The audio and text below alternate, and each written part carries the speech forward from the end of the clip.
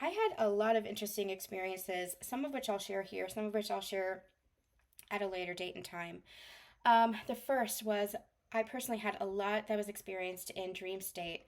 I had a dream that I was at the crystal shop where I work. This was the first dream. It all happened within the same night. I think it was Saturday night. I had a dream that I was at the crystal shop where I work, and there was a man that was there. Now, there was no romantic connection between us. He was just a shopper, he was a customer. But he wanted to buy some kind of jewelry, and we were trying to make it work for him because he couldn't afford it. And this woman just appeared out of nowhere, handed him this wooden box, and says, "Here, this is for you. It's a gift." And he opened it up, and he was just so joyful and so happy to be receiving. And he pulled out a ring. It was a clutter ring, kind of like the one that I used to wear. I don't have it with me, but the one that I used to wear. And he, without a second hesitation, he handed it to me. Now, it was not a romantic gesture. I didn't know this man. There was no connection here between us, aside from him being a customer. But he just handed it to me, and I allowed myself to receive it. And that felt very symbolic of allowing myself to receive love from the universe in whatever form is coming to me, from strangers, from friends, from family, from potential romantic partners, from my potential divine masculine or twin flame. It's allowing myself to receive the love from the universe, because love is always being brought to us. That is the infinite flow. That's what we learn on this twin flame journey. You and your partner are the embodiment or the epitome of give and receive, masculine and feminine energy, the flow of love. You are the infinite flow of love. I go deep into that in the Twin Flame Truths channeling, the workshop that I just put out.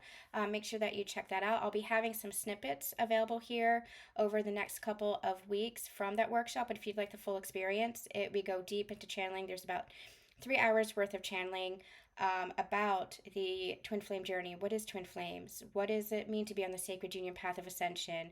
And I even got some more information as far as the dynamic between twin flames as well as sacred union and how that has evolved. So it's this beautiful allowing yourself to receive, and receiving seems to be a theme that's coming up, especially for the divine feminines, not necessarily for the divine masculines, but for the divine feminines. When they're healing their inner masculine, they're feeling safe to receive, because their inner masculine is the one that protects them. Masculine energy naturally provides, naturally protects, naturally wants to give.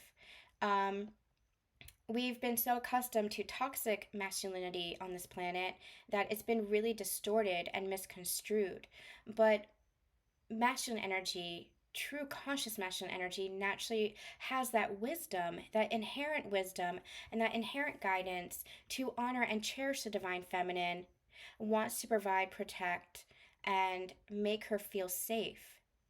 Just as the feminine wants to nurture, love, and care for the divine masculine, that's where you really love and support in partnership with one another. Your inner masculine, as well as external healthy partnership between masculine and feminine energies. Now, feminine energy is really learning how to open up and receive, because she's healing her inner masculine, wherein she's learning how to feel safe, to trust the container of the masculine. She's learning to trust the energy of the masculine. She's learning to feel safe and protected by the masculine. Now, that's her own inner masculine. How that reflects in the physical, that she might be learning through that experience as well, especially if she had partners where she wasn't made to feel safe. But that's part of this journey for her as well. It's allowing herself to trust her own inner masculine while not heading into that territory of becoming over masculinated herself. She's coming into this beautiful balance, this inner union, this harmony between her own polarities of masculine and feminine energies that then is going to reflect in the external. But it's because it's occurring in the internal that it's going to then reflect in the external experience.